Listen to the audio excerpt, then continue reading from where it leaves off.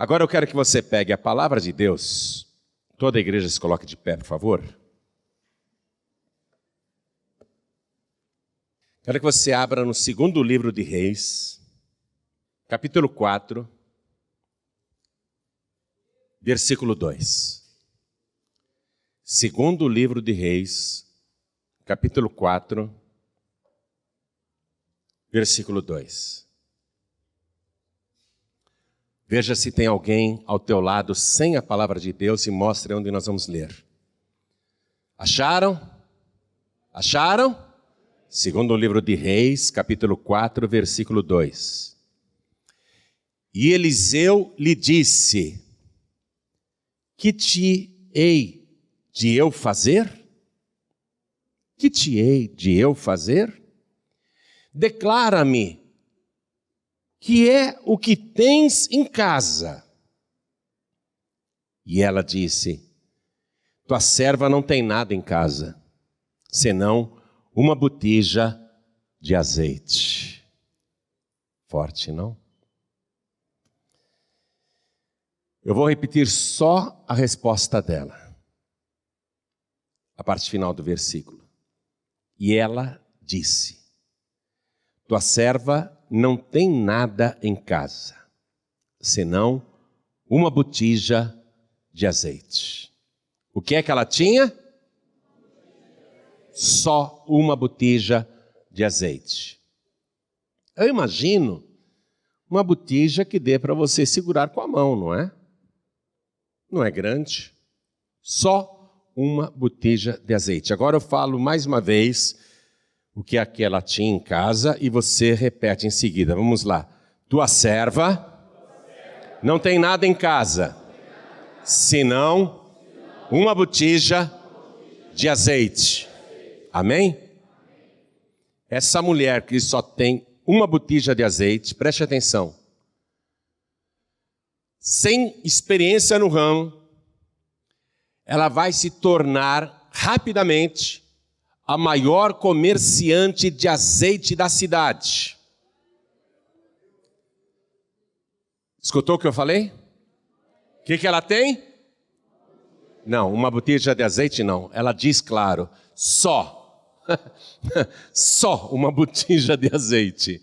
E ela vai se tornar a maior comerciante de azeite da cidade e uma das pessoas mais ricas do lugar. Em curtíssimo prazo. Quem acredita nisso, levante a mão. Então desocupe as mãos e dê para esta palavra a melhor salva de palmas que você já deu em toda a tua vida. E enquanto você aplaude, abra a tua boca e diga glória ao teu nome, Senhor. Não tenha vergonha não, diga glória, glória ao teu nome, Senhor. Você que está pela primeira vez aqui, abra a boca e diga glória ao teu nome, Senhor. Isso, aplaude, aplaude. Quem está ouvindo ou assistindo à distância, junte-se a nós agora e aplauda também. E diga glória, glória, glória ao teu nome. Continue aplaudindo e glorificando. Pai querido, vem nos contar sobre isto. Vem usar a boca do pregador, os lábios do mensageiro. Envia a tua palavra com poder e autoridade. E que a tua palavra vá e prospere naquilo para o qual está sendo enviada. Em nome do Senhor Jesus, assim seja feito. Amém. Diga amém, Jesus. Podem se assentar. Todo jovem ou estrangeiro que entrava naquela cidade ou se mudava para aquela cidade ficava muito interessado naquela viúva rica. Viúva riquíssima. Viúva riquíssima. É o sonho de todo cara que não tem nada casar com uma mulher rica, né? Assim como a moça também, entre um pobre e um rico, ela prefere o rico, é ou não é? Então é melhor ter dinheiro do que ser pobre, é ou não é? Porque você, viúva pobre, você está lascada. Vai morrer sozinha. Não vai ter ninguém para colocar xarope na tua boca. E você, viúvo pobre, você está lascado também, meu amigo. Você vai para o asilo. E não vai ter ninguém para te dar um remedinho, nada. Então é melhor você ganhar dinheiro, ou não é? Não é? É melhor ser pobre ou é melhor ser rico? Não, vamos falar sem hipocrisia. É melhor ser pobre ou é melhor ser rico? Não, vamos falar para valer. Fala de boca cheia. Não, você prefere ser pobre ou prefere ser rico? Tem que assumir, eu quero ser rico. Não com aquela ganância louca que leva a pessoa a fazer qualquer coisa, até passar por cima de princípios.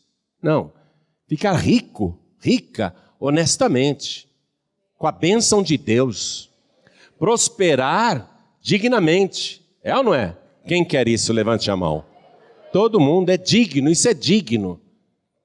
Eu leio a palavra de Deus e o que eu encontro nela é que pessoas que não tinham nada, pessoas pobríssimas, enriqueceram em pouquíssimo tempo. E foi o caso dessa viúva. Essa mulher era muito pobre. Então, quem queria saber da história dela, quem estava interessado naquela viúva rica, conhecia imediatamente o passado dela. Porque davam a informação, ela era famosa na cidade. Essa mulher não era rica, não. Mas ela herdou? Não. Alguém deixou alguma fortuna para ela? Não. Mas como que ela ficou rica desse jeito, com esse comércio de azeite tão próspero? E você não sabe, essa mulher tem tanto dinheiro que ela não precisa nem trabalhar mais para o resto da vida. Nem ela e nem os filhos. Você já pensou você ter tanto dinheiro que você não precisa mais se preocupar com o dia de amanhã ou com o mês que vem, com as contas no final do mês? Já pensou você ter tanto dinheiro que você não está nem pensando em aposentadoria, porque você pode viver com o que tem sem se preocupar com o dia de amanhã? Já pensou você ter tanto dinheiro que tenha certeza que os seus filhos, mesmo que você morra, mesmo que você falte, os seus filhos não passarão necessidade? Não é maravilhoso isso? Então era o caso dessa viúva. E o pessoal dizia, não, ela não herdou nada. Não recebeu herança. Não tirou a sorte grande. Não ganhou nenhum prêmio. Essa mulher ficou rica pela fé. Como assim ficou rica pela fé? Eu vou te contar a história dela. E aí a história dela corria. Essa mulher, ela era casada com um homem de Deus. Um homem generoso. Um homem temente a Deus. Um homem que acreditava no Senhor Deus em espírito. Ele não adorava ídolos nem imagens. Ele não era idólatra. Ele era um homem fiel ao verdadeiro Deus. E esse homem fez um empréstimo muito grande. Fez um empréstimo muito alto. Não para ele. Ele nem emprestou o dinheiro para ele. Ele emprestou o dinheiro para sustentar profetas, para sustentar homens de Deus que estavam sendo perseguidos. E aconteceu que esse homem morreu e deixou a viúva com todas as dívidas do empréstimo que ele tinha feito. E os credores começaram a pegar tudo que ela tinha em casa. Levaram as cadeiras, levaram as mesas, levaram as camas. E por último, queriam levar os filhos como escravos. Porque naquela época havia escravidão. Quem não conseguia pagar a dívida, a pessoa, ela mesma, ou ela se vendia como escrava para quitar o débito, ou os credores pegavam os filhos. E por último ficaram ameaçando de levar principalmente os filhos dela como escravos. E ela ficou apavorada quando tentaram tocar nos filhos e separá-los dela. Ela foi falar com um homem de Deus chamado Eliseu.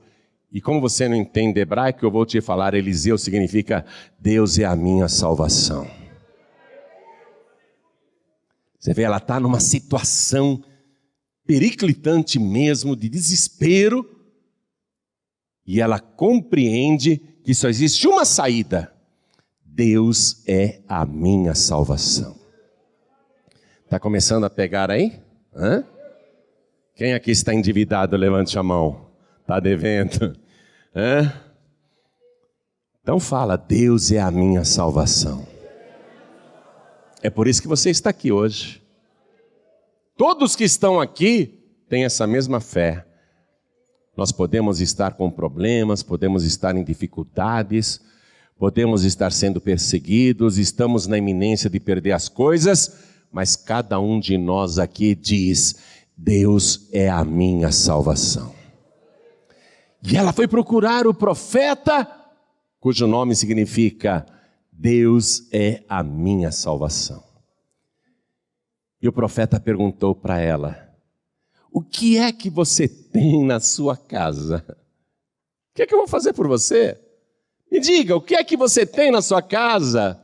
E ela disse para o profeta, a tua serva não tem nada, só uma botija de azeite.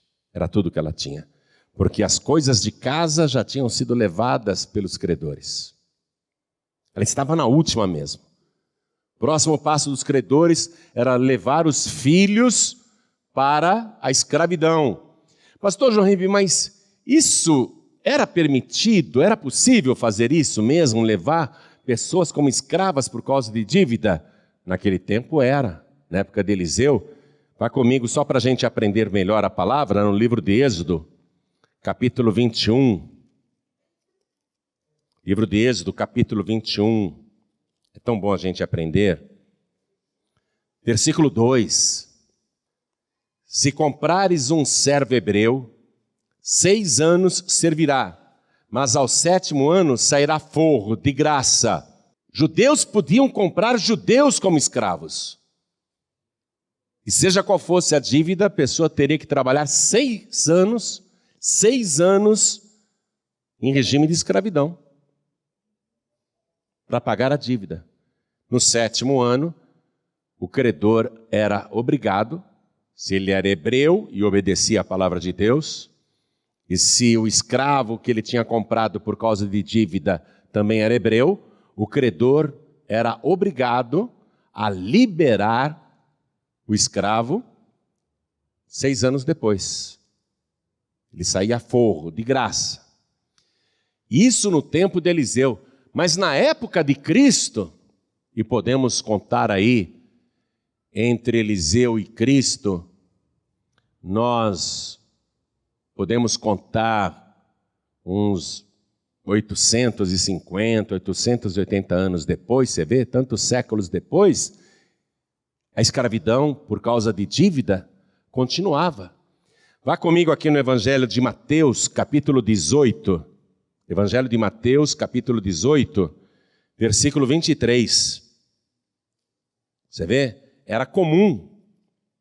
Mateus 18, 23, quando Jesus contou a parábola do credor incompassivo, quer dizer, o credor sem misericórdia, o credor que executa a dívida mesmo.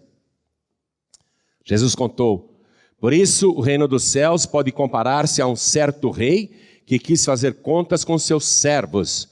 E começando a fazer contas, foi-lhe apresentado um que lhe devia 10.000 talentos. E não tendo ele com que pagar, o seu senhor mandou que ele e sua mulher e seus filhos fossem vendidos com tudo quanto tinham, para que a dívida se lhe pagasse. Então, mesmo na época de Cristo, continuava valendo esta lei. Quem não paga a dívida é vendido como escravo.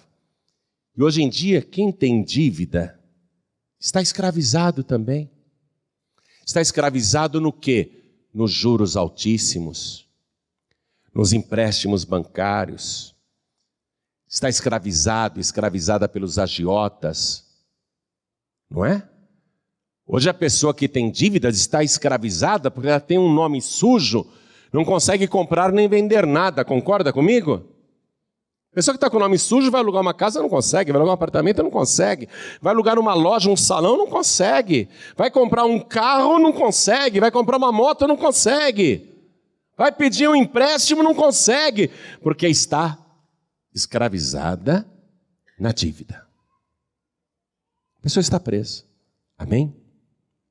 Então escute você que está escravizado, escravizada por causa de dívidas, escute. Acompanhe a história dessa mulher. Então ela disse, em resposta ao profeta Eliseu: a tua serva não tem nada em casa, só uma botija de azeite. Aí o profeta disse para ela: então faça o seguinte, você e os teus filhos peguem na vizinhança vasos emprestados. Muitos vasos. Tudo que vocês puderem juntar. Coloquem no quarto. Aí a senhora pega aquela única botija de azeite. Olha o que o profeta está falando para ela. A senhora pega aquela única botija de azeite, fecha a porta do quarto e comece a despejar dentro de qualquer um dos vasos. Comece a despejar. A senhora vai ver que não vai parar de sair azeite da botija. Aí enchendo um vaso, a senhora vai e começa a encher outro. E não vai parar de sair azeite da botija. Aí encheu o segundo vaso, a senhora pega e derrama no terceiro vaso e vai enchendo com a pequena botija, porque é tudo que ela tem. Esse é o capital de giro dela. Esse é o capital do negócio dela. É tudo que ela tem. Só que o que ela tem está abençoado. E o profeta diz: faça isso. Encha todos os vasos que conseguir. Aí a mulher acreditou no profeta. Ela podia dizer: esse Eliseu é maluco, é doido. Ela podia ter virado as costas e falado: eu vou fugir da cidade antes que levem eu e os meus filhos de escravos. Mas ela acreditou na palavra que ela ouviu. E ela manda os filhos irem de vizinho em vizinho, vizinha a vizinha. Por favor, minha mãe está precisando de vasos emprestados, podem emprestar? Para que é? Não, vaso vazio, vaso vazio. Tem vaso vazio aí? E os filhos foram levando, e ela dizia: coloquem no quarto. No quarto. Chegavam com mais vasos, coloquem no quarto. Encheram o quarto de vaso que quase não dava nem para se mexer. Aí ela pegou aquela botijinha de azeite com fé. Você tem que ter fé. Você tem que fazer as coisas pela fé. Aí ela com fé começa a despejar no primeiro vaso. E não para de sair azeite. E ela vê o vaso enorme enchendo e não para de sair azeite dessa botija pequena. E ela vai enchendo, enchendo. Encheu! Opa! Como pode? É Deus. Isso é Deus. Você viu aqui, ouviu aqui os testemunhos? As pessoas dizendo: não tem explicação, é Deus. Aí ela vai para o segundo vaso e começa a despejar. E vai derramando e não para de sair azeite. Ela está maravilhada. Se coloque no lugar dessa mulher. Ela derramando o azeite. Imagine ela dando risada sozinha. Imagine os filhos dela em volta dando risada. Imagine ela dando glória a Deus. O milagre acontecendo e ela rindo à toa, dando glória a Deus. Dá glória a Deus, porque o milagre vai acontecer na tua vida. Deus vai prover multiplicação na tua vida. Ainda que você não tenha nada, ainda que você tenha o mínimo, Deus vai multiplicar e você vai aprender como. Acredite na palavra do profeta. Não duvide quando você ouve. Ela encheu todos os vasos e diz a palavra que quando ela encheu o último vaso, ela perguntou para os filhos: não tem mais vasos na vizinhança? E os filhos disseram: não, mãe, acabaram-se todos os vasos. Aí a botija parou de dar azeite. Ela falou: eu preciso contar isso para o profeta. Eu tenho que correr lá e contar isso para o homem de Deus. Profeta, profeta, funcionou! Eu não falei para você que ia funcionar? Funcionou, profeta! Aí o que o profeta diz para ela? Vamos ler na palavra? Estou no segundo livro de Reis, capítulo 4, versículo 7. Então veio ela e o fez saber ao homem de Deus e disse ele: vai, vende o azeite e paga a tua dívida, e tu e teus filhos vivei do resto. Vamos aplaudir ao nome do nosso Deus. Esse Deus que é a nossa salvação, é o mesmo ontem, hoje e eternamente. Ele está vivo e opera milagres. E a melhor de todas as notícias, Ele está presente aqui, presente no nosso meio.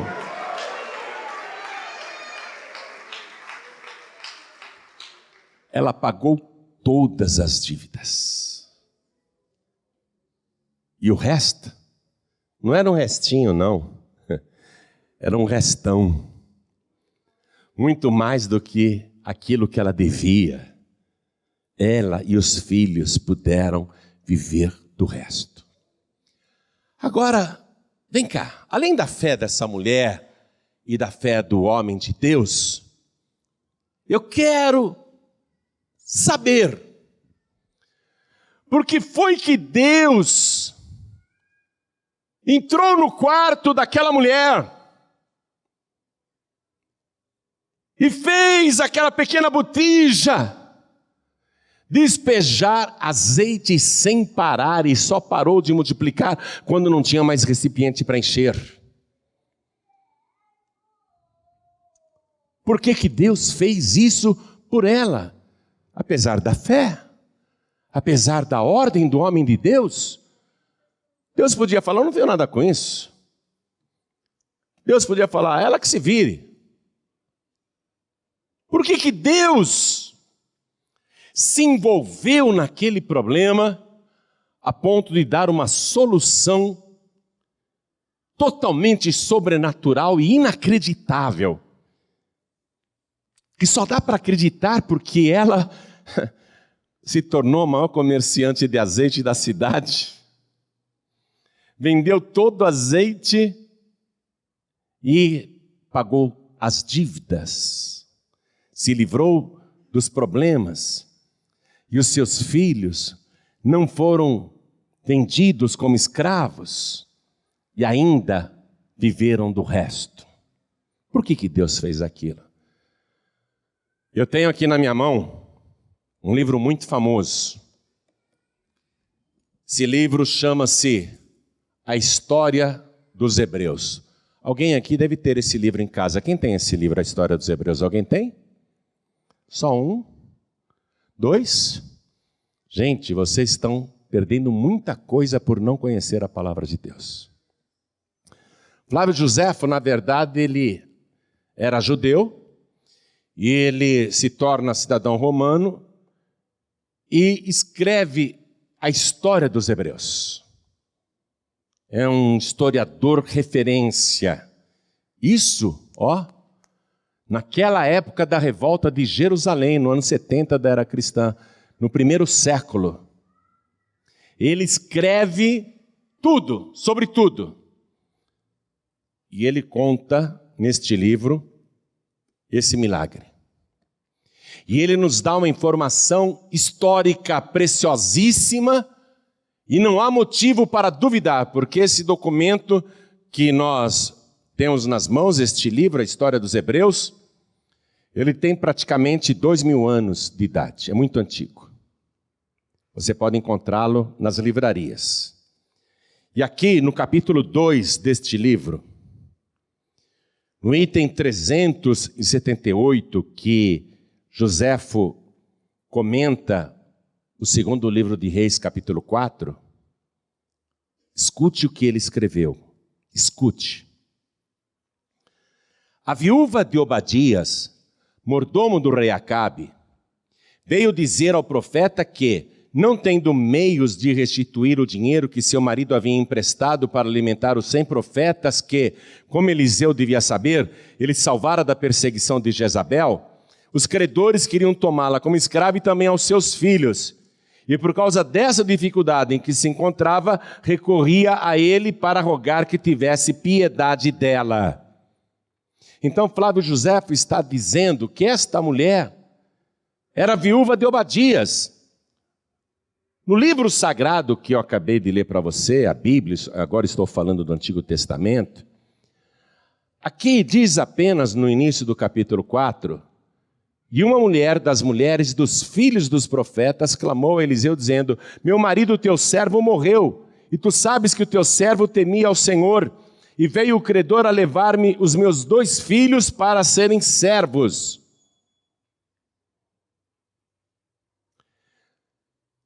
Não há a referência do nome do marido dela, mas o marido dela era conhecido do profeta Eliseu.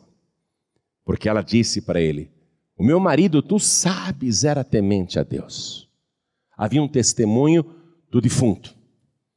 Testemunho de que durante a sua vida ele foi temente a Deus e foi fiel ao Senhor. Flávio Joséfo então vem e nos diz que o nome dele era Obadias. Tudo bem, eu estou lendo uma fonte extra-bíblica, que é a história dos Hebreus. Mas eu vou aqui na Bíblia, então, eu vou na Bíblia para ver quem era esse Obadias. Então vá comigo no primeiro livro de Reis, capítulo 18. Porque o Joséfo disse que ele era mordomo do rei Acabe. Vamos ver se a história de Joséfo bate mesmo. Primeiro livro de Reis, capítulo 18, versículo 3. E Acabe chamou a Obadias, o mordomo. E Obadias temia muito ao Senhor. Diga, Obadias temia muito ao Senhor. Porque, olha só, o versículo 4. Porque sucedeu que, destruindo Jezabel os profetas do Senhor, Obadias tomou 100 profetas e de 50 em 50 os escondeu numa cova e os sustentou com pão e água. Flávio Joséfo está nos contando então que esse Obadias que salvou 100 homens de Deus, 100 profetas de Deus, porque a Jezabel matava todos os profetas que não eram de Baal. Todo profeta que pregava fé no Deus invisível, a Jezabel matava. E Obadias era mordomo do rei Acabe, como diz o livro de Reis e como conta também Flávio Joséfo. E Obadias, colocando o pescoço dele em risco, por amor à obra de Deus, por temor ao Senhor, com risco de vida, olha o que ele fez. Pegou 100 profetas que estavam em perigo de morte, separou de 50 em 50, escondeu em cavernas, e ele, pessoalmente, sozinho, numa missão secreta. Ninguém podia saber que ele fazia isso, porque senão ele seria preso e morto.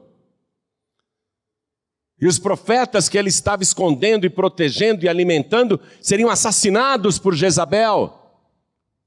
Então ele, em segredo total, falou, eu vou alimentar esses 100 homens de Deus. Mas eu sou apenas um mordomo. Fala para mim quanto é que ganha um mordomo. Hein? Quanto ganha um mordomo, principalmente naquela época? Você acha que ele ganhava para alimentar 100 pessoas, além da mulher e os filhos que ele tinha, ele não ganhava para isso. O que foi que Obadias fez, segundo Flávio Joséfo nos conta? Ele emprestou. Ele emprestou. Para que você precisa do dinheiro? Uns negócios aí que eu estou fazendo. Eu preciso para um negócio muito importante. Como ele era um homem temente a Deus, a palavra dele era digna de fé, era um homem honesto, decente, nunca deu golpe em ninguém. Ele teve crédito para conseguir um empréstimo vultoso.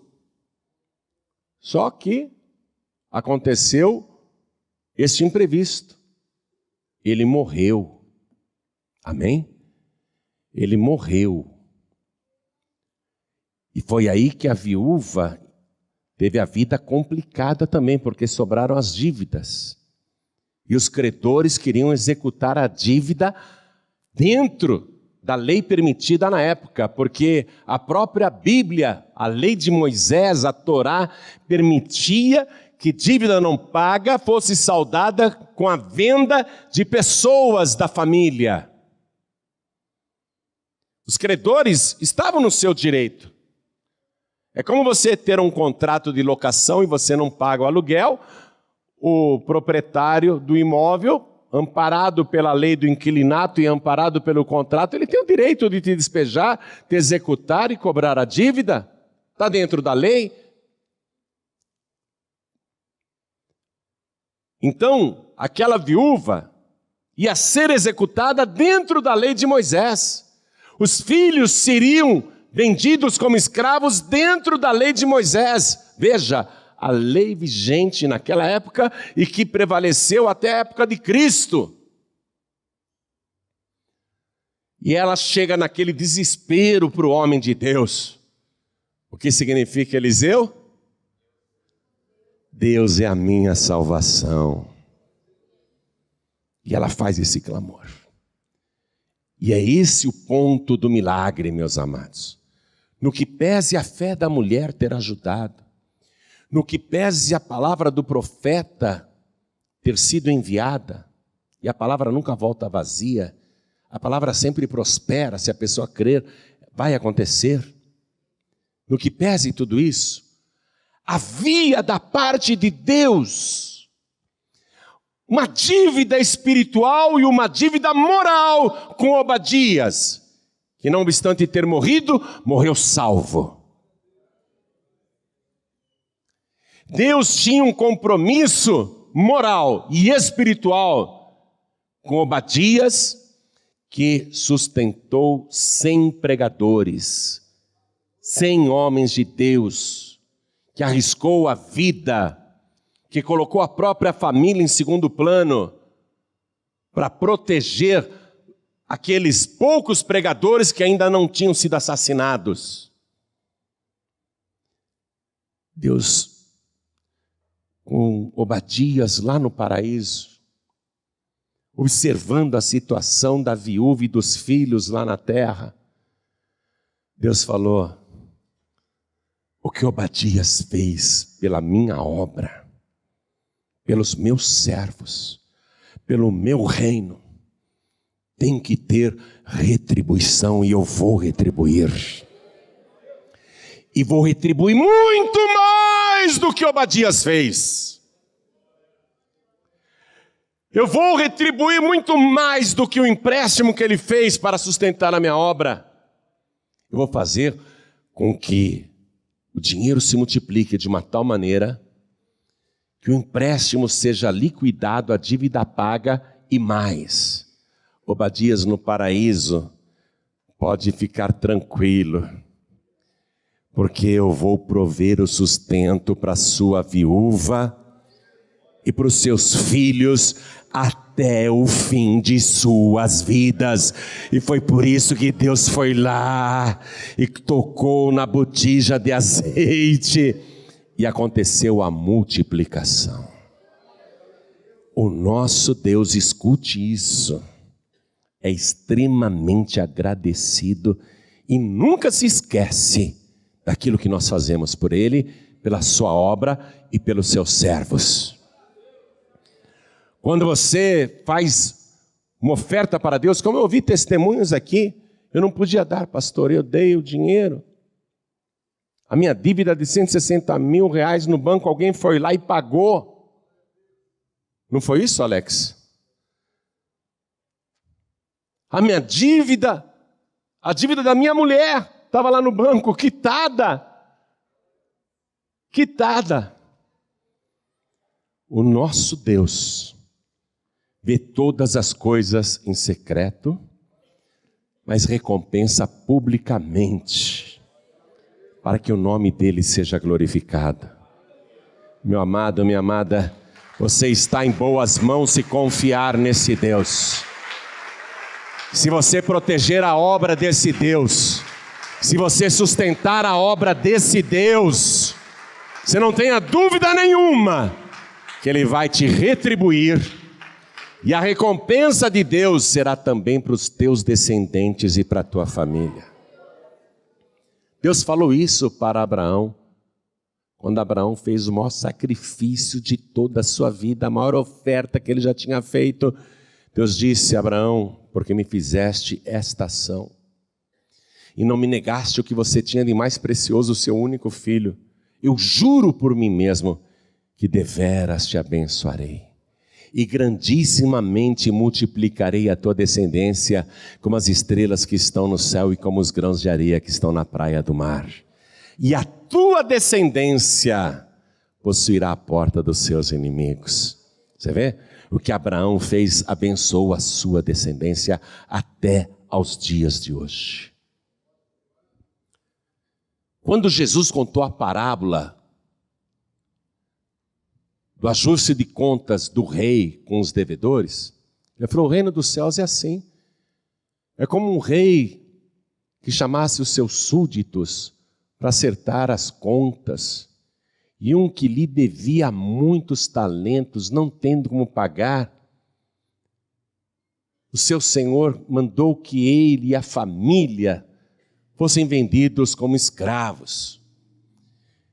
E aquele devedor, não tendo como pagar, se ajoelhou aos pés do rei e começou a chorar e a dizer: Senhor, tenha misericórdia de mim, tenha paciência que tudo eu te pagarei.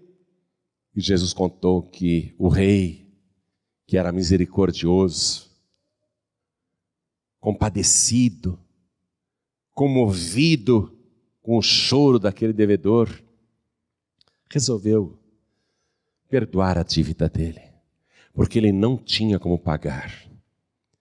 Mas aquele devedor, assim que saiu da presença do rei e foi para a rua, encontrou um outro que lhe devia pouco dinheiro. E ele pegou aquele devedor, que lhe devia muito pouco, e o agarrou pelo pescoço e lhe dizia: pague-me o que me deves, senão vou mandar te prender, senão você vai virar escravo. E as pessoas que viram aquilo foram contar para o rei. Sabe aquele lá que o senhor perdoou aquela grande dívida? Ele encontrou um homem que lhe devia pouco dinheiro e ele está exigindo e está querendo lançar o coitado na cadeia, está querendo fazer com que ele seja escravizado. Aí o rei mandou chamar aquele devedor que tinha sido perdoado. E quando ele chegou na presença do rei, o rei lhe disse: ô servo malvado, eu não perdoei o que você me devia porque você me suplicou. Você disse que não tinha como pagar, eu não te perdoei. Você não devia ter feito a mesma coisa com aquele outro que ele devia? Aí o rei indignado mandou que ele fosse preso. Jesus disse que o reino dos céus é assim. Olha, você pode estar devendo para bancos, e isso tem tirado o seu sono. Você pode estar devendo para agiotas e nem dorme, ainda sofre ameaças, porque esse pessoal é da pesada mesmo. Você pode estar devendo para muita gente, mas a maior de todas as tuas dívidas é com Deus. E você não tem como pagar. Nem eu, nem você. Nós só temos uma chance de escapar da prisão que é o inferno. Nós só temos uma chance, que é possível escapar da escravidão eterna. Só uma chance. É que o grande Rei, compadecido com o nosso choro, com o nosso apelo, com o nosso pedido, nos perdoe totalmente. É a única chance que eu e você temos de não sermos lançados na prisão futura. Então toda a igreja se coloca de pé. Você deve ir para muita gente, mas principalmente para Deus. Você precisa tratar dessa dívida com Deus agora. Você tem que tratar dessa dívida com Deus agora. Liquidar essa dívida.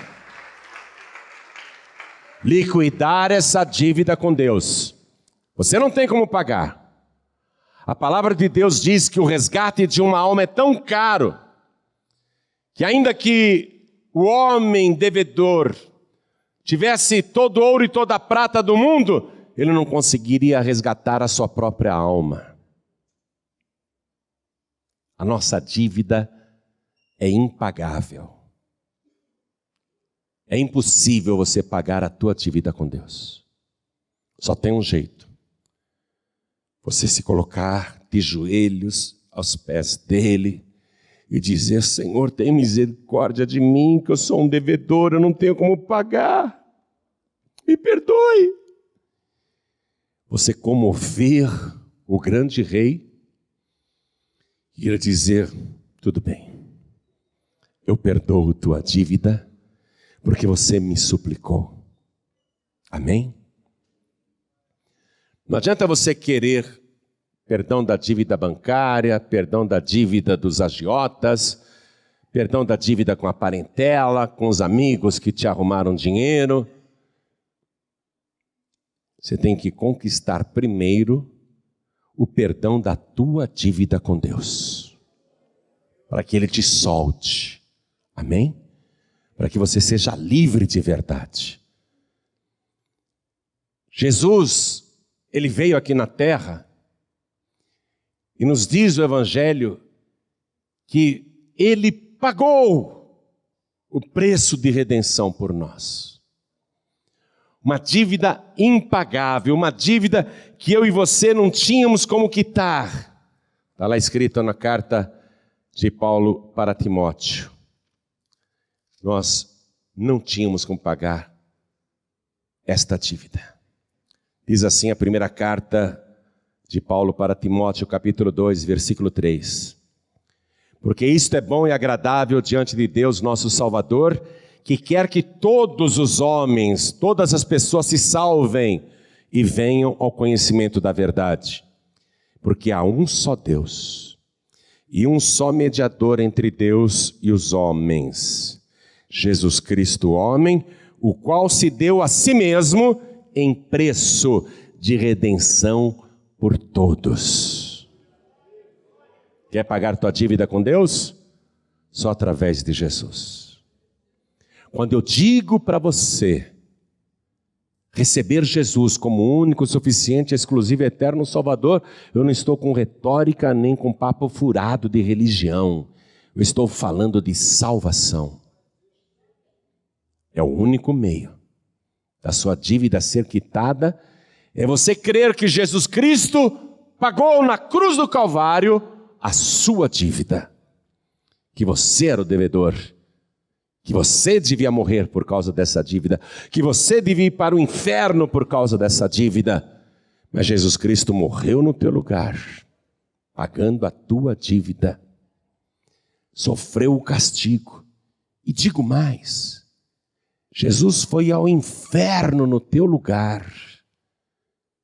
Ele foi para o inferno porque ele estava coberto com os teus pecados, com as tuas dívidas. Ele largou lá no inferno todos os teus pecados e tomou das mãos de Satanás as chaves da morte e do inferno e ressuscitou glorioso e está presente aqui no nosso meio, vivo pelos séculos dos séculos, pronto para perdoar a tua dívida. Se você crer, se você crer, você vai sair daqui hoje com a tua dívida com Deus totalmente quitada. O que você tem que fazer é dizer, Senhor, eu te suplico, perdoa os meus pecados, porque eu não tenho como pagá-los.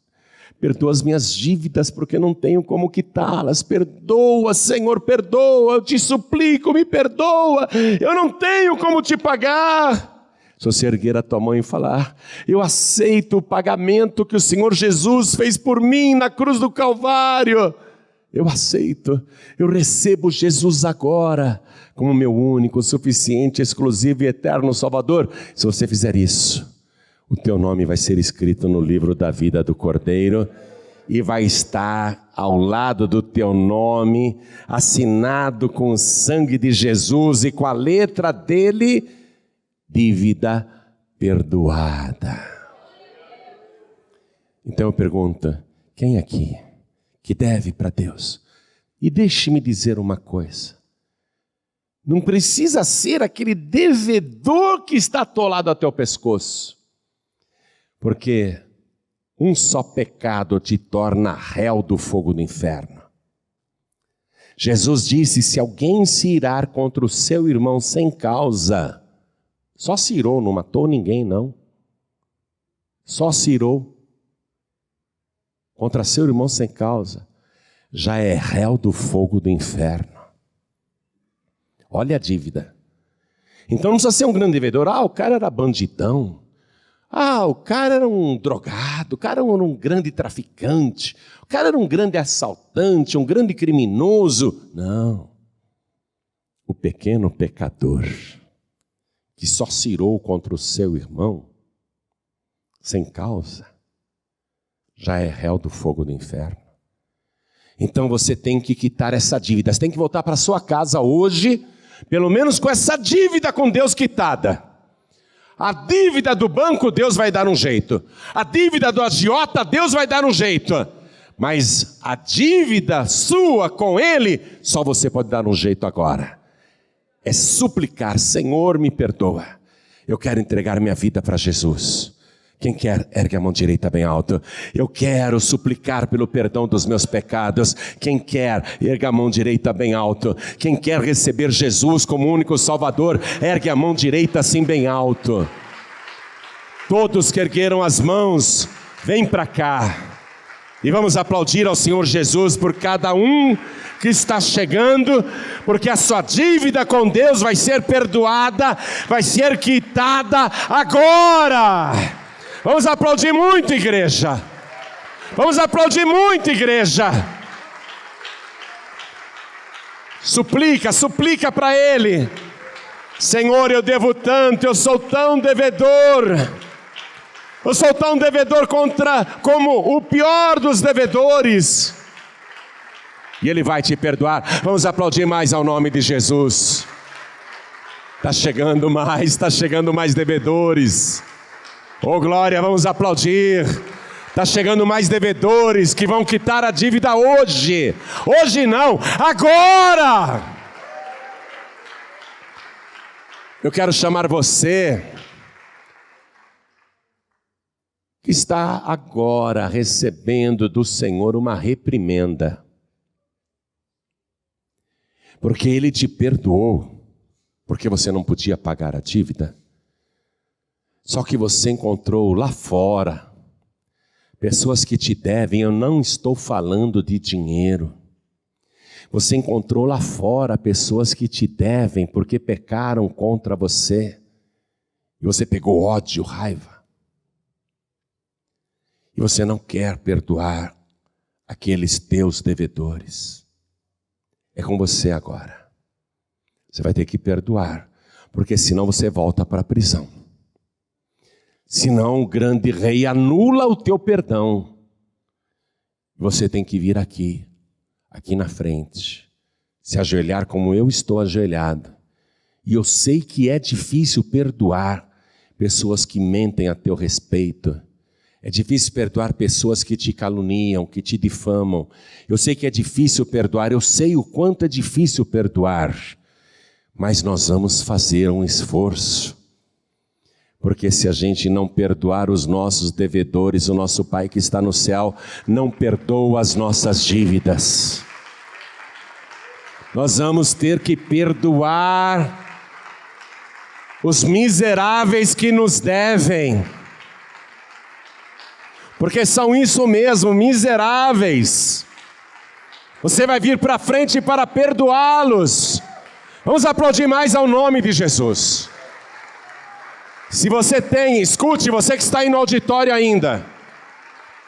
Se você se lembra agora que tem alguma coisa contra alguém, pelo teu próprio bem, sai do teu lugar e vem aqui para frente, se ajoelhar e perdoar também os teus devedores. Ou você não se lembra mais da oração do Pai Nosso? Pai, perdoe as nossas dívidas, assim como nós perdoamos aos nossos devedores. Não faça isso escondido, não. Vem aqui na frente, diante de Deus, para dizer: eu perdoo agora aquela pessoa que me causou tantos males, que me fez tão mal, aquela pessoa por quem eu nutro ódio, raiva. Meu Deus, é difícil para mim, mas eu estou vindo aqui para frente para perdoar aquela pessoa. Então vem.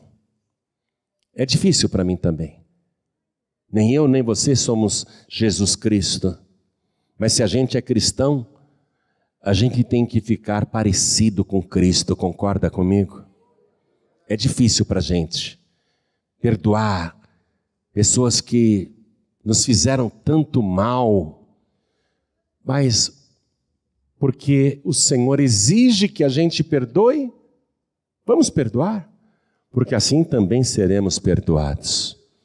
Se tem mais alguém que quer vir para frente, venha. E quero falar com você que está assistindo esta mensagem pela TV, ou pelo YouTube, ou pelo Facebook.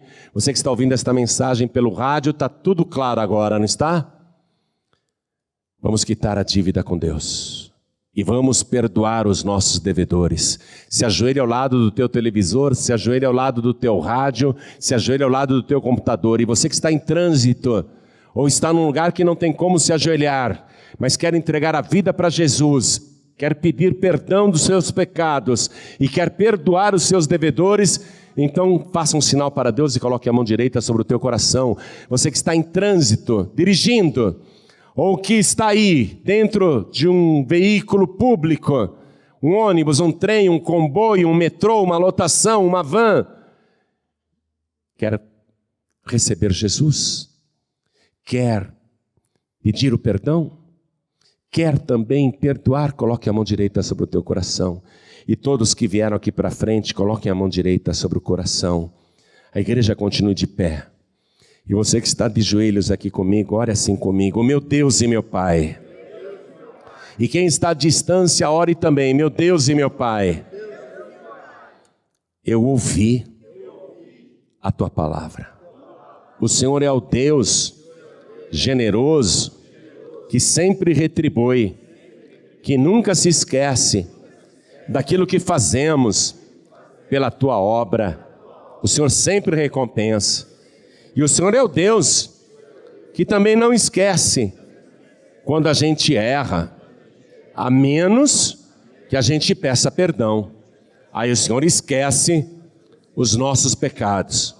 Então eu estou de joelhos, eu estou com a minha mão direita sobre o meu coração, te suplicando o meu perdão. Perdoa, Senhor, as minhas iniquidades. As dívidas que eu tenho aqui na terra não são nada, mas a dívida que eu tenho com o Senhor é que pesa. É desta dívida que eu quero ficar livre. E é por isso que de joelhos eu suplico pelo meu perdão. Perdoa as minhas dívidas, e eu também perdoo agora os meus devedores. E peço ao Senhor que escreva o meu nome e confirme o meu nome no livro da vida. E escreva do lado: dívida quitada, dívida perdoada. Eu quero voltar para minha casa sem nenhum pecado. E eu declaro que para isto eu recebo o pagamento que o Senhor Jesus fez por mim na cruz do Calvário. Eu recebo agora o Senhor Jesus como meu único, suficiente, exclusivo e eterno Salvador para todos sempre. Amém.